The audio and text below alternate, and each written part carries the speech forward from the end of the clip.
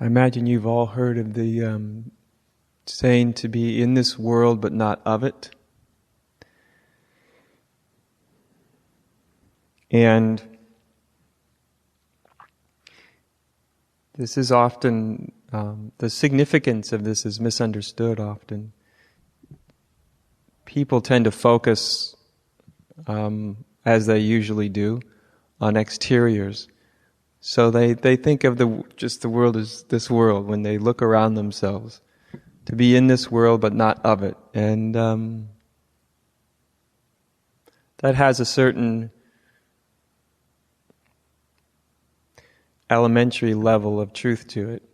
But on a deeper level, what does it really mean to be in this world? To be in this world, you see.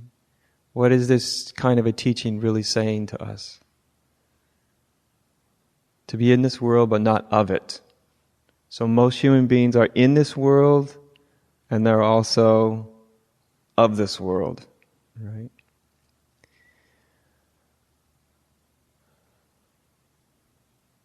To be in this world really means to be caught in the collective dream state. Right? That's the world that's being talked of, the collective dream state, to be caught within the energy field of ignorance and pain. And that's the energy field, that's the consciousness that the vast amount of humanity moves in, is in the consciousness of a misunderstanding, which is ignorance, a misunderstanding of their true nature, of who and what they are. And what goes along with that is to be caught within this energy field of a certain amount of what the Buddha called unsatisfactoryness, or you could just call it pain, suffering. Right?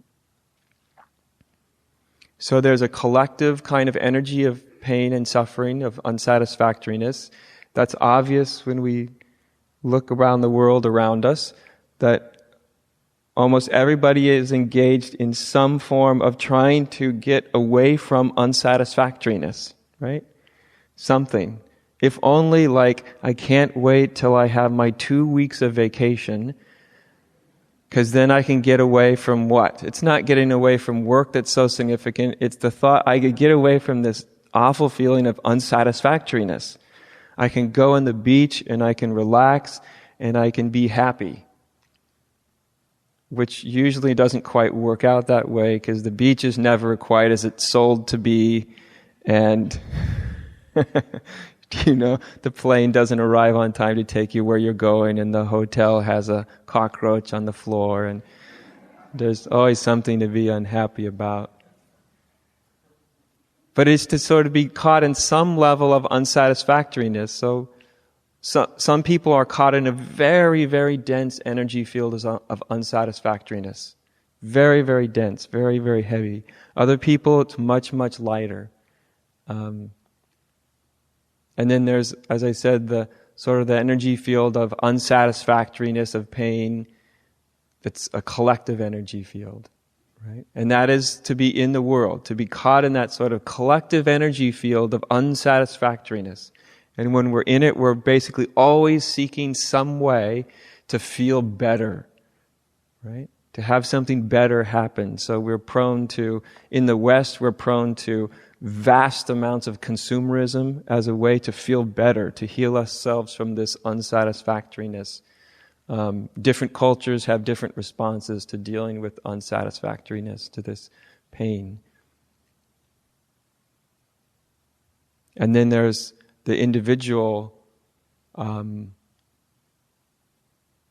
energy of unsatisfactoriness, which usually is generational. It gets passed down through it's sort of the transmission of unsatisfactoriness through your generational family lineage, right? So each family has its sort of it transmits this energy field of unsatisfactoriness. That's not all it transmits. I'm aware there's lots of good and joy and love and beauty that gets transmitted as well. But since that's not problematic, that doesn't need to be really dealt with too much. Mm-hmm.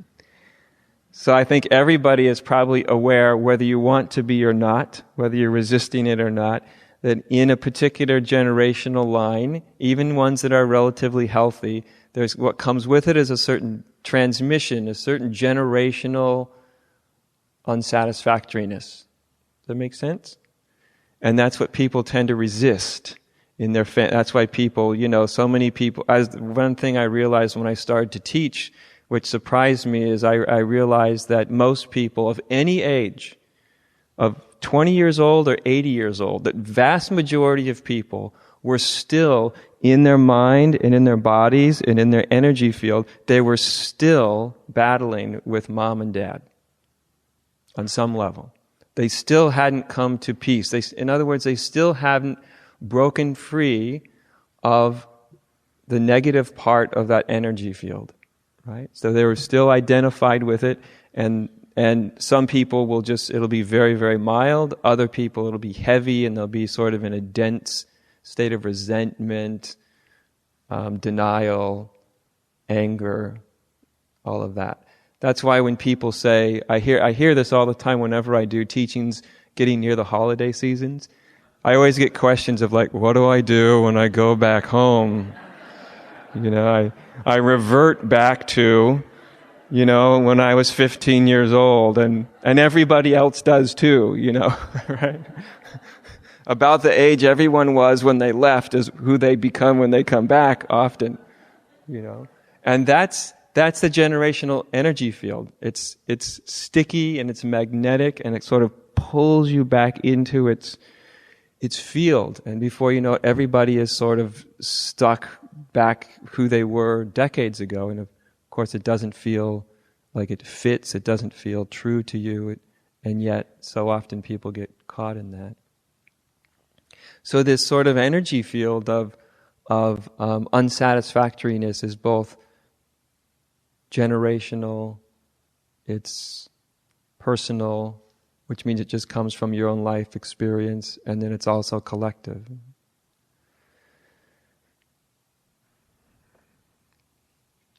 And that teaching of to be in the world is basically to be trapped in that energy field to some extent.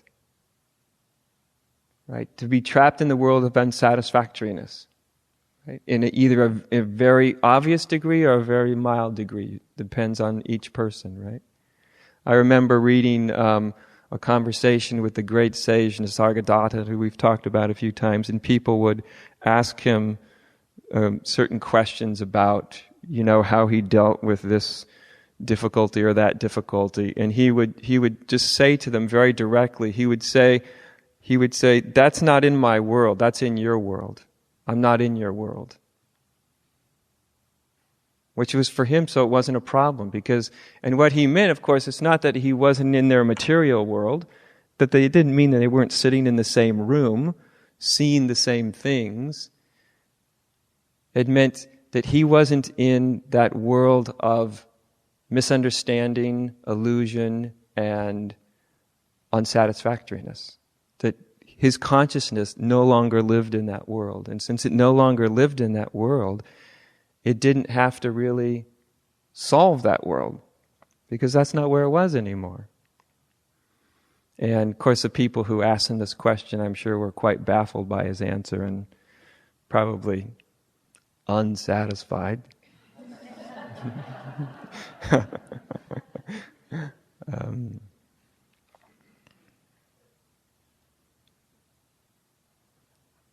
But when people, leave retreats, go away from retreats, I think, as my teacher used to say, I think it's really useful to remember. My teacher used to say, this was the vacation, now retreat begins when you leave. That's your spiritual retreat. So don't think that the retreat ends and then you go back into the world. If you don't go back into the world. Don't go back into that energy field of unsatisfactoriness, of illusion, of separation. Because it's not out there, it's not an objective reality. It's not in the buildings you go to, it's not in the traffic, it's within oneself. Right?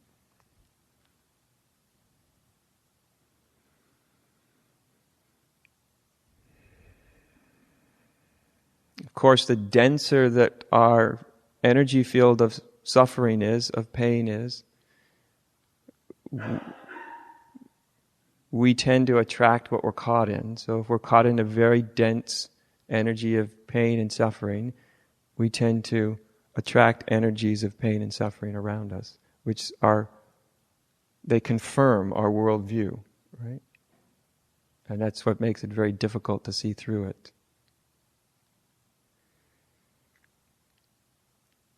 So, to be at something like this is to begin to awaken from that whole worldview, right?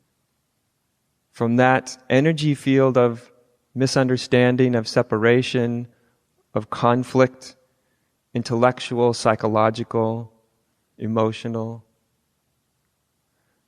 to begin to awaken from it, to realize that even though it may be there, that it's not who you are. That's why the discovery of what you really, really are is absolutely vital. Without some inkling, without some sense of your true being, then the only fallback there is this whole density of energy of misunderstanding, separation, and suffering. It's the only place to go back to.